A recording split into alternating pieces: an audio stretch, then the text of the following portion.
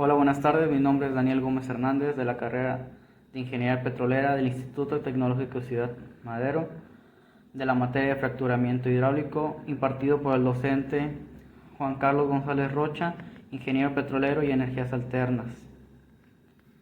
Bueno, primero que nada voy a explicar un poco sobre lo que hemos estado aprendiendo a lo largo de este semestre, que normalmente se trató en línea, y voy a desarrollar primero que nada voy a dar a conocer los temas de los que estaré hablando a lo largo de este video. Primero que nada empezamos, esta materia va dirigida con son 7 unidades. Cada unidad se van viendo diferentes temas. El primer tema que se vio es la introducción al fracturamiento hidráulico. La unidad 2 que estaremos hablando es de pozos de cavidades progresivas para el fracturamiento. La unidad 3 es pozos candidatos para ser fracturados. La unidad 4, gradientes y presiones de fractura. Unidad 5, diseños de un fracturamiento hidráulico. Unidad 6, introducción al fracturamiento ácido. Y para terminalizar, unidad 7, diseños del tratamiento ácidos.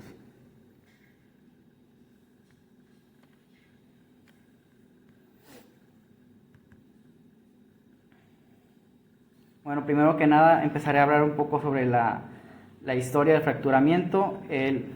Como todos sabemos, para hacer un fracturamiento normalmente se hace lo que es una estimulación con métodos.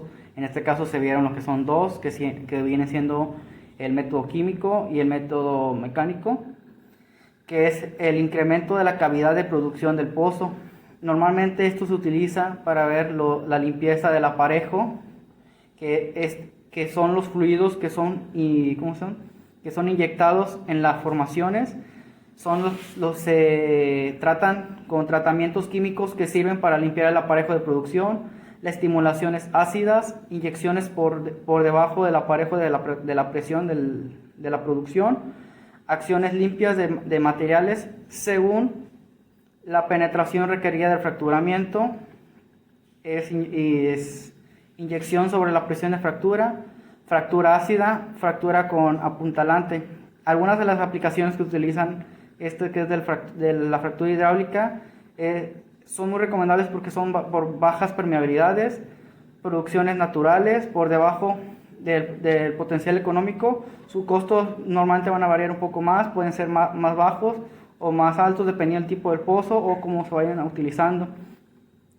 Lo que son fracturas del apuntalante, de la fractura ácida, explicaré algunos, que es el incremento de la producción, interconectar de las diferentes zonas de permeabilidades incrementadas al final de la superficie.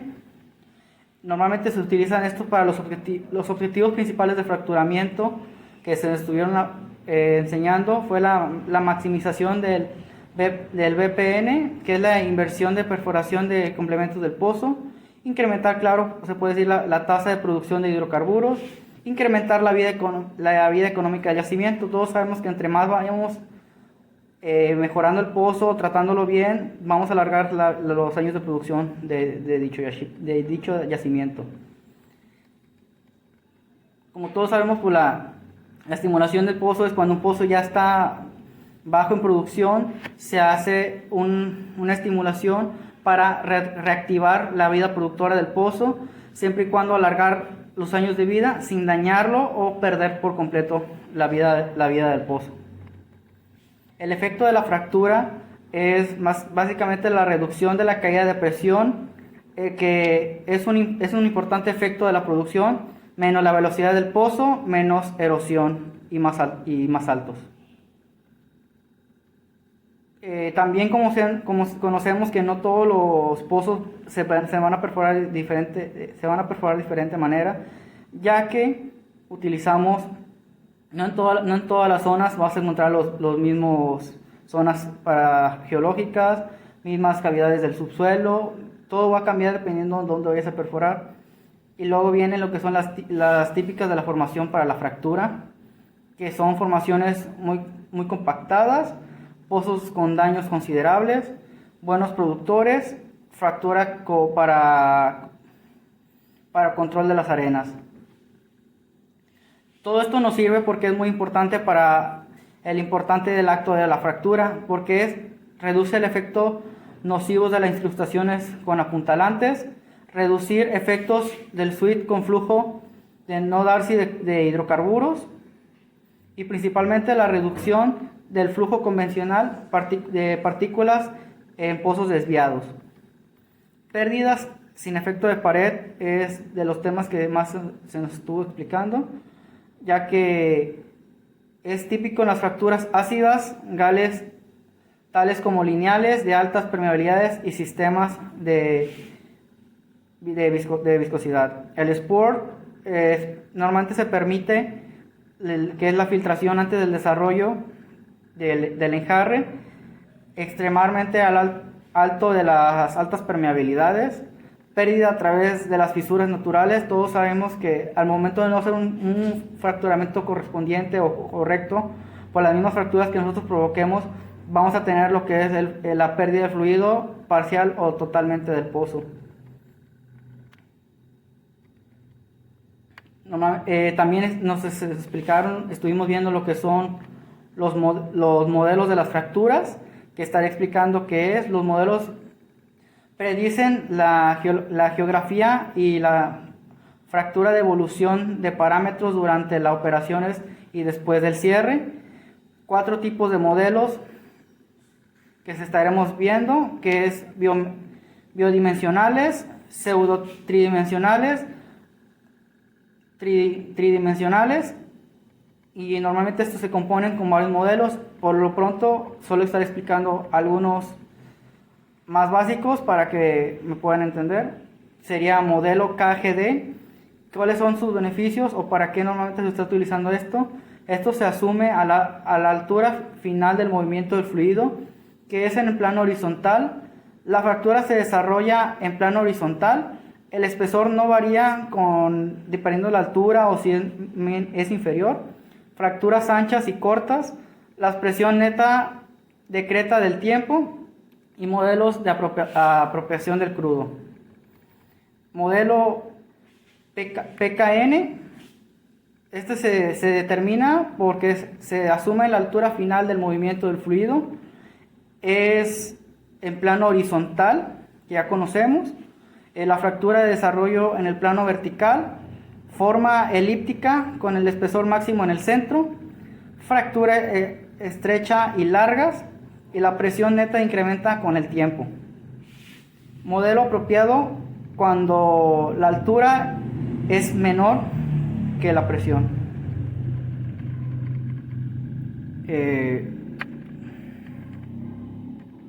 Modelo radial se asimila principalmente por el modelo KGD.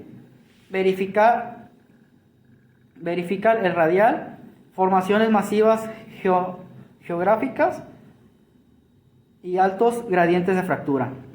La presión neta, que conocemos como el desarrollo de la presión neta, es la diferencia del modelo KGD, pendiente negativa, y modelo PKN, pendiente positiva y análisis de la presión neta versus el tiempo de identificación y crecimiento de la altura. La presión neta debe mantenerse inferiormente a la diferencia del esfuerzo in situ para romper la barrera que se confía en la fractura. Densidad de los disparos, como conocemos, no siempre van a ser los mismos disparos, no siempre va a contener lo mismo cuando se vaya a hacer un fracturamiento, va a variar dependiendo de la densidad y tipo de qué tipo de ancho se quiere hacer, dependiendo el tipo de la fractura que se va a estar buscando. La densidad de los disparos normalmente es el número y la localización de las perforaciones en un revestidor, que son importantes por lo que ayudan a disimular la inyección del fluido de fractura. Mecánica de la roca. Estudia la teoría y aplicación del comportamiento mecánico de la roca. Rama de la mecánica, que estudia la respuesta de la roca de las fuerzas de medio al lado expuesto de la fractura. Consideraciones necesarias para modelar el proceso de fracturamiento son factores de influencia, el estado de esfuerzos y técnicas de la medición de esfuerzos. Conceptos básicos, ya conocemos todos cómo son la porosidad y permeabilidad.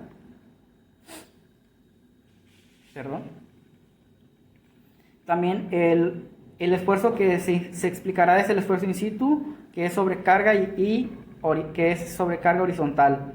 El esfuerzo in situ, las fuerzas colectivas que actúan sobre la roca bajo la superficie de la tierra. Esfuerzos de sobrecarga, esfuerzo vertical mediante la sobrecarga de gradiente. Explicaré un poco lo que es la sobrecarga. Como conocemos, sobrecarga es a una profundidad del esfuerzo causado por el peso de la roca que se encuentra arriba de esa profundidad. El esfuerzo in situ, más que nada se especifican 3 esfuerzos predeterminados, por así entre sí, que son vertical, que es la sobrecarga, máximo de esfuerzo horizontal y mínimo de esfuerzo horizontal. Mediciones de esfuerzo, se nos explicaron, comprendí lo que son 3 principalmente, que es la prueba de inyección, que es retorno, inyección de fluido, retorno después de la última escalón y técnicas que normalmente son utilizadas. Prueba de calibración es la inyección de gasto constante y el cierre, y prueba de impulso, que es la inyección de gastos bajos. Elongación, estaré hablando un poco, que es cuando un cuerpo está sujeto a fuerzas deformes. Predicción de esfuerzos horizontales, que es la falla de formación incipiante, que asume la falla de la formación, y es esfuerzos resultantes de las fallas existentes del cuerpo de la formación litoestática. Determinación de los esfuerzos basados en litología. Esfuerzo litoestático depende de la relación de Poisson y la presión de poro de yacimiento. En el esfuerzo aumenta con el incremento de la presión de poro y la relación de Poisson. Esfuerzos tectónicos, como conocemos, es esfuerzo litoestático, esfuerzo tectónico y esfuerzos mínimos de la presión de cierre.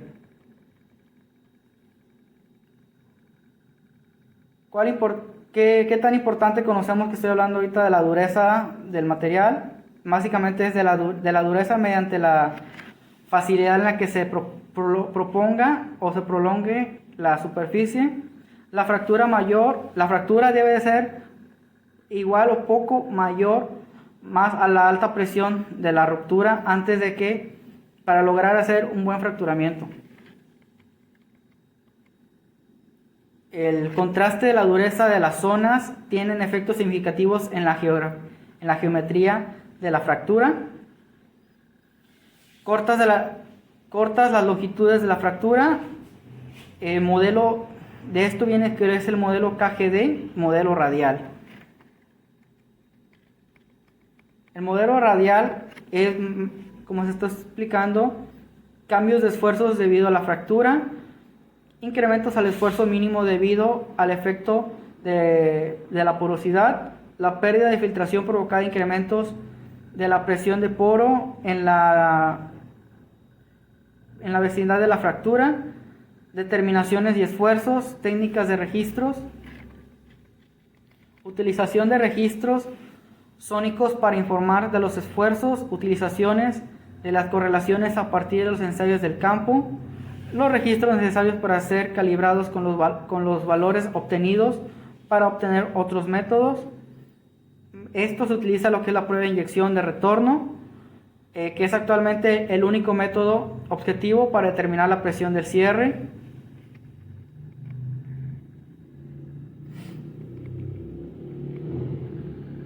La prueba de calibración infiere principalmente a la presión del cierre a partir de la presión instantánea obtenida después de un mini-frac, un pequeño fracturamiento, para hacer una prueba que se estipula que es la prueba de goteo. La prueba de goteo se especifica que es cuando tú intentas hacer la mayor presión antes de que se salga la primera gota de fluido. Eso es la presión que vas a estar trabajando antes de terminar el tipo de fracturamiento y la presión que vas a utilizar para hacer la fractura en esa área. Y de esto sale lo que es el análisis objetivo, a menos de que pueda ser válido en una prueba de cierre o independiente. Estos fueron algunas pequeñas explicaciones de lo que se estuvimos viendo a lo largo de este semestre en línea de fracturamiento hidráulico. Muchas gracias por su atención. Me despido. Gracias.